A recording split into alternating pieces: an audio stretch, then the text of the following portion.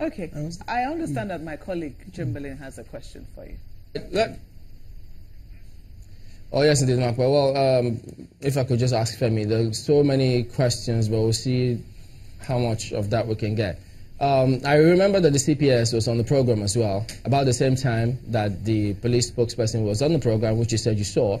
And he also did say then that the IGP had moved to Nasarawa at the time. Did you hear that part, or you missed that part out? Yes, I heard it. I heard that he moved to Nasarawa because it was in the public domain, it was in the media, so I'm aware of it. But I didn't know the length of time he stayed in Benue before moving to Nasarawa.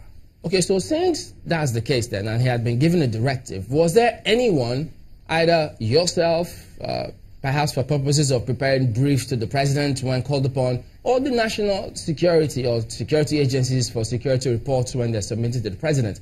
Did anybody investigate to find out whether or not that was true? Well, that is not in the realm of the media, which is my own area. It's more of a security thing. If it will come up in security reports, I may not be privy to that. Okay, but what about when you prepared those briefings for the president? I assume you're part of those who prepared them. Did you at any time include that in the report, in the briefings? It must have been there. You know, this is how it operates. Early every morning, members of my department will have reported early, and they will pour through the papers, and everything that is of significance to the president will be highlighted. And by 10 a.m., that gets to the president, and he scrupulously reads it. Before they submit it, I go through it, so I'm aware of what gets to him every day. So does that also mean then that before the president went to Benue, there was no double checking to find out if his order had been adhered to or where they were in terms of security and updates on the killings? Because even the governor said about almost 71 people have been killed after, at least 71 or 93 have been killed after the first batch were buried. Did anybody check to find out, to update the president on the goings on so that he doesn't get surprised by comments like that one? No. These questions you are asking me should not come to me. Like you know, and I know, I'm a media man for the president. Those are in the realm of security. You don't expect a media man that will be briefing the president on such things. And if the president was briefed, I may not be privy to it. Okay.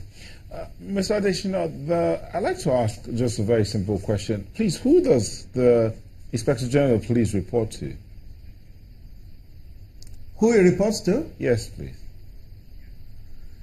Well, you know, there is a line of order. I know that the Inspector General is responsible to the President. The Inspector General is responsible to the Minister of Interior. In a way, he also works with the Police Service Commission and maybe to the National Security Advisor. So the Inspector General of Police does not report directly to the President? That's what you're saying?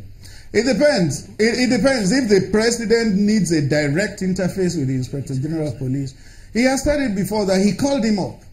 I think he even said it yesterday in Benue that when that thing happened, he phoned the IG. The President is the Commander-in-Chief, so he can relate with anybody he wants direct. But depending on the nature of interface that needs to take place, there are some that he will call for through the immediate superior. Mr. Adesina, I'm really concerned about this because people are asking the question already that what is going to happen to the IGP now that he has flouted Mr. President's orders to relocate to Benue? Yeah, then you will be asking us to preempt the President. That is solely in the domain of the President to respond to. And of course, if the President is going to do anything, Nigerians will also be aware of it. But that is strictly for the President. So I want to ask you this one quickly. I'm wondering, you know, now that the President has visited Benue, for a number of them, what they want is security. Yeah. After the IG was sent to Benue and the IG deployed troops, sent policemen, more policemen to Benue, there have still been killings in Benue.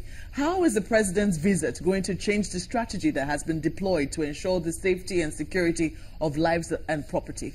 You also then need to consider the purport of what the president said yesterday. He said, I, as president, will spend maximum 8 years. Your governor will spend maximum 8 years. Farmers and herders will continue to live together forever here. So, it's telling them, find a way to live together in peace. The people of Benue want support for their law. From what they have heard, I mean, it would seem that the president is not in support of the law that they have enacted in the state concerning, anti-open grazing and establishment of ranches. You don't then seem to get our federalism right. The president cannot support a law already passed in the state. Once the law passed, when the state passes a law, the law enforcement agencies must enforce it. It's not up to the president to enforce. Remember that during the Sharia riots in the early days of the Obasanjo administration, it was the same thing. He was asked to intervene in those states. And the then President Obasanjo said, no, these are things that under a true federalism, a president cannot intervene in. And he said, political Sharia will eventually fizzle out while the spiritual one will survive.